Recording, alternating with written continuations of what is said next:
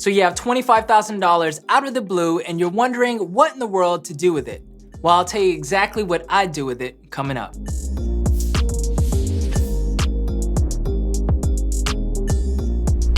So I thought it would be interesting to go through a little thought experiment with this hypothetical money scenario and share what I would do if I had received $25,000 to do whatever I'd wanted with it. Now, even though this is a hypothetical scenario, I think this can translate to real life, as some of you may have a large sum of money sitting in a savings account, or maybe you received an inheritance payout. So you can use this as inspiration or for ideas. Now, with that said, let me get a few disclaimers out of the way. This is for edutainment purposes only and not financial advice. This is also what I would do with $25,000 in a hypothetical scenario. Also, there are many different scenarios and variables such as age, marital status, kids, cost of living, etc. So I'll keep this hypothetical example at a high level. So let's set up the scenario. Here's my hypothetical profile. I'm a millennial, say 30 years old. I'm single with no kids. The only debt I have is $1,300 in credit cards. I have no student loans, no emergency fund, and no investments. My workplace doesn't offer a 401k, and I'm currently renting with no plans to buy a house yet. This $25,000 is outside of the income that I need to live. In other words, it's extra money or savings. So here's what I do. Tackle the credit card debt first. Since I only have $1,300 in credit card debt, this is where I'd start first. I'd pay off my credit card debt in full to get rid of that weight of owing any consumer creditors that insane amount of interest. Consumer credit card debt is considered high interest debt, and it's among the highest of most forms of debt. Interest can range anywhere between 9 to 29%, with most people falling in between. So we want to get rid of that first so that we're not throwing away any more money. Now, I'm not in the camp of every person on earth should cut up their credit card. I think there are ways to take advantage of using credit cards when it comes to rewards and building credit, but it takes a great amount of discipline. My suggestion is that you never use your credit card to purchase things with money you don't have. Period. Make sure your balance is paid off in full before the next statement cycle.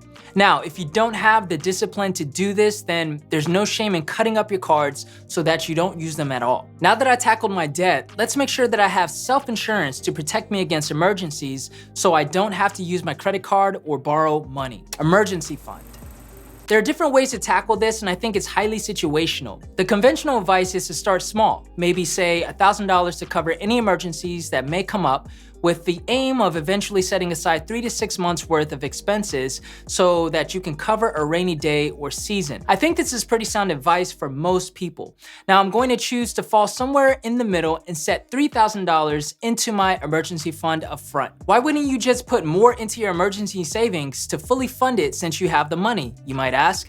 Well, let's just say that I do have a pretty reliable monthly income and rarely ever experience emergencies. Then I can start with $3,000 and slowly build up every month with my normal income until it's fully funded. That way, I won't have the opportunity cost of not putting more money or more of my dollars to work in assets that will actually grow instead of sitting in an emergency fund. As far as where to park my emergency savings, I can either choose a traditional savings account at a bank, which is fine, but the problem with keeping a large sum of money in your bank savings is that you will lose value to inflation over time if it's not earning interest. So for this example, I will put $3,000 into a stable coin like USDC and stake it somewhere like Celsius or BlockFi to earn at least some interest as it sits there. If I ever need to access it for an emergency, I can easily withdraw the funds within a matter of a few days. Roth IRA.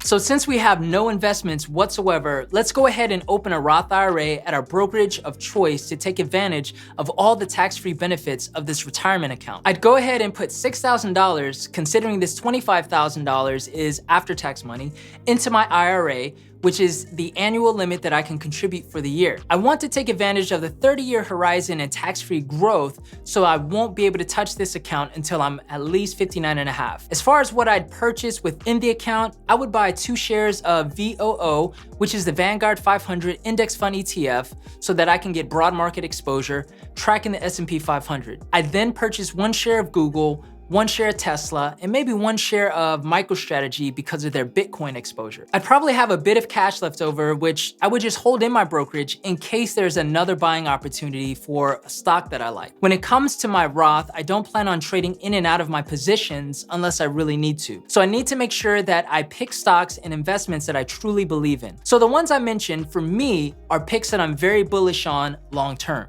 Now that I set up my Roth IRA and funded it for a year, I'll just let it ride. Crypto.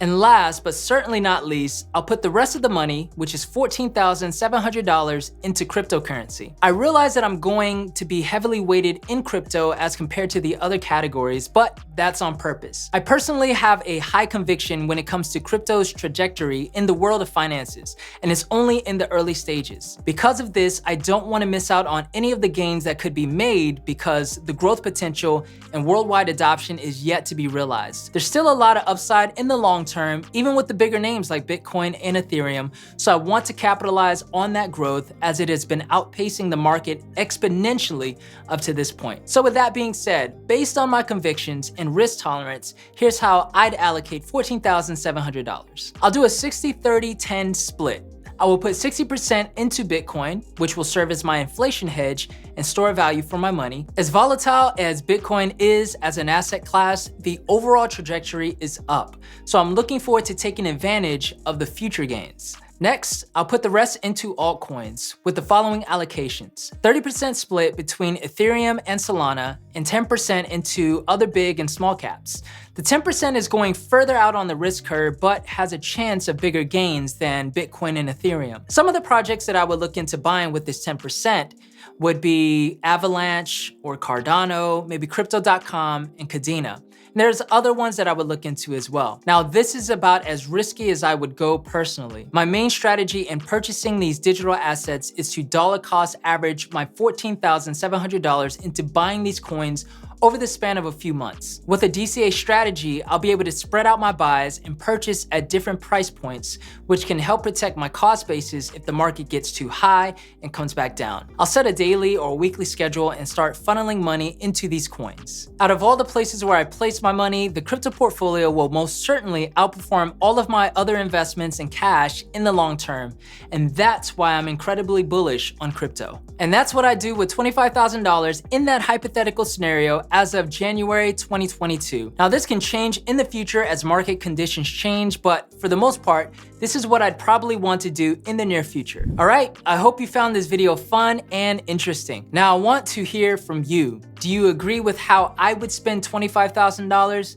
If not, then share what you would do with the $25,000 and why in the comments below. Before you go, be sure to give this video a like and subscribe to the channel and click that notification bell, and be sure to share this video with everyone you know. I'll see you in the next video. Peace.